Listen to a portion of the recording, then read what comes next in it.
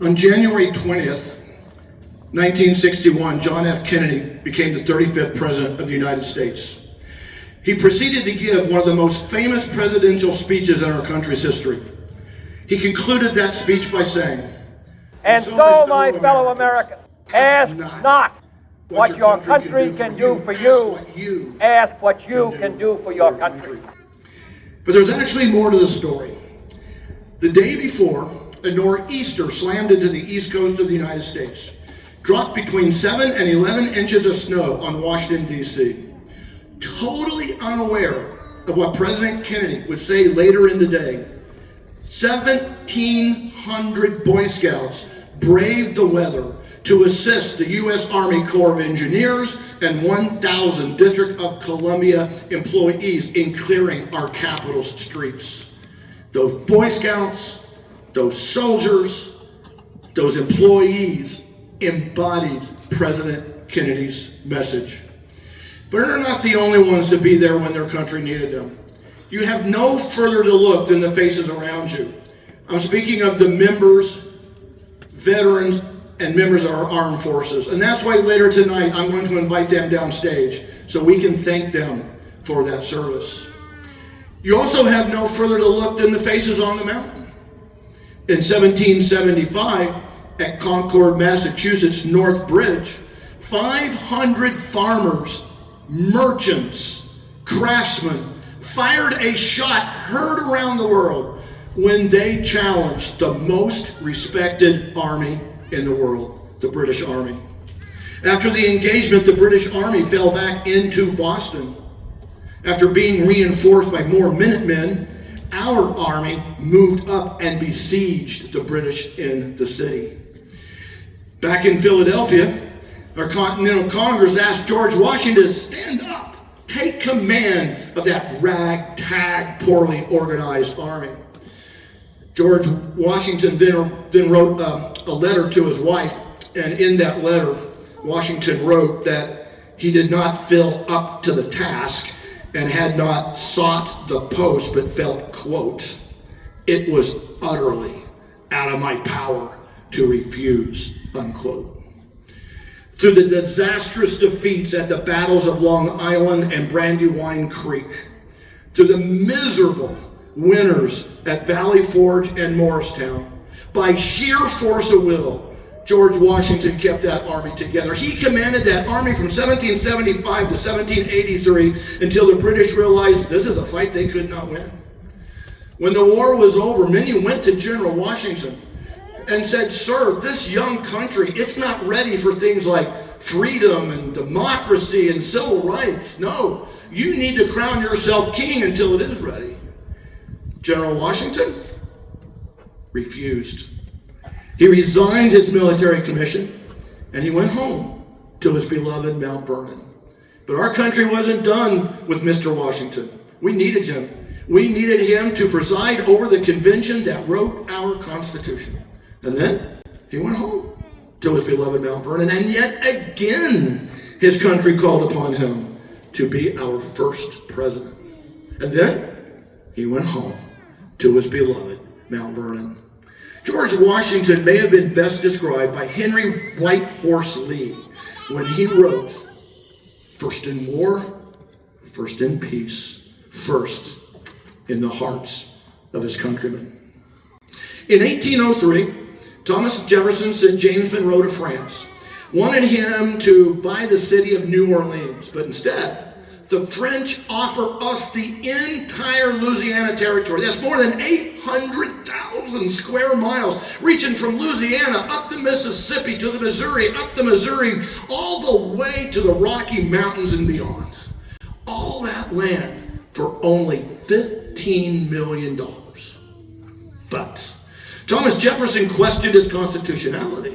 You see, Thomas Jefferson always believed in a very strict interpretation of the Constitution. In 1803, Jefferson wrote, "The general government has no powers but such as the Constitution gives it." Now, Article 4 of the Constitution does allow the addition of new states. Says nothing about acquiring land from foreign countries.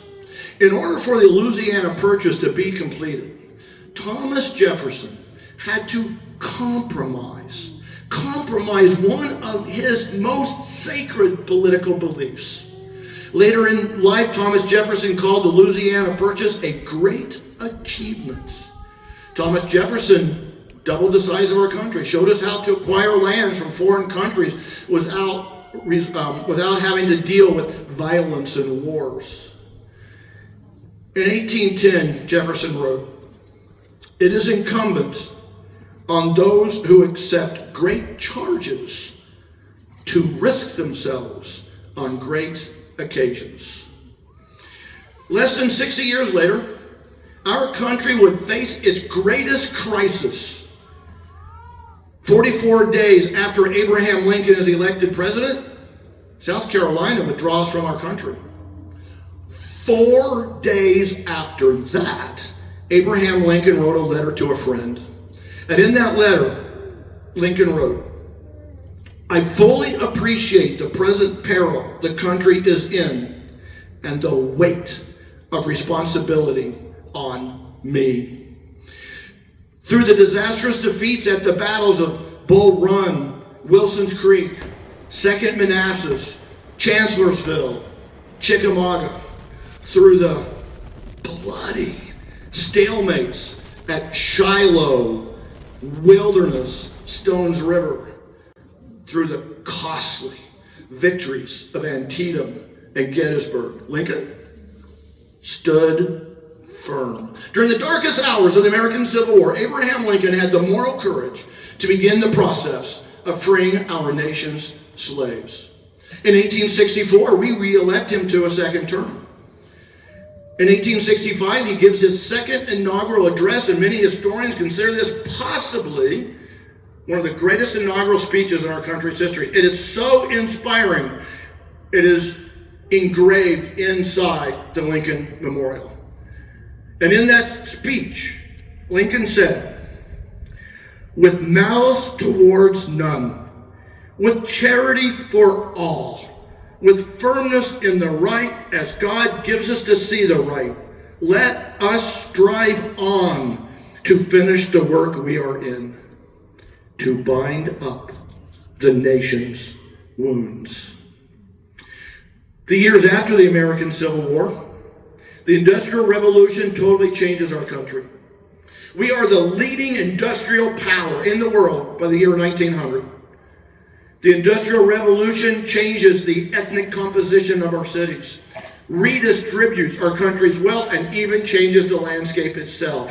But this new America is dominated by a few very rich men known as robber barons using their business trusts. Our political system is dominated by political bosses using their political machines. The middle class, working class, less privileged have very little power in this new America. But the working class is getting organized. Unions. Reform movements are sweeping across the country. These unions, these reform movements are in conflict with the robber barons and the political bosses. Violence, demonstrations break out across our country. Many, including Theodore Roosevelt, felt our country was headed for another civil war. Theodore Roosevelt felt it was his moral obligation to help our country avoid such a conflict. In 1903, Roosevelt puts it very simply but very directly when he said, "All I want, a square deal for every man." When Theodore Roosevelt was governor of New York, he abolished child labor, conducted daily press conferences to stay connected with the middle class, limited hours for women workers, reformed the state civil service system, established the 8-hour workday for state employees, increased state teacher salaries, desegregated state schools, and created new state parks and state nature preserves. When he became president of the United States, his foreign policy included the Great White Fleet, the Panama Canal, and he even won the Nobel Peace Prize for helping end the Russo-Japanese War. His domestic policy took on the robber barons and broke many of their trusts, and he was constantly nagging Congress for labor reform. He doubled the size of your national park system. He added millions of acres to your national forest system. His impact to the presidency is so great that today modern historians refer to him as our first modern president. In 1913, Roosevelt wrote, "I acted for the public, for the common well-being of all our people, whenever and whatever manner was necessary, unless prevented by the Constitution." Washington, Jefferson, Lincoln, Roosevelt. When their country needed them, they were there. So in conclusion, as President Kennedy said, so my fellow Americans, ask not what your country can do for you, ask what you can do for your country. My fellow citizens of the world, ask not what America can do for you, ask what we can do together.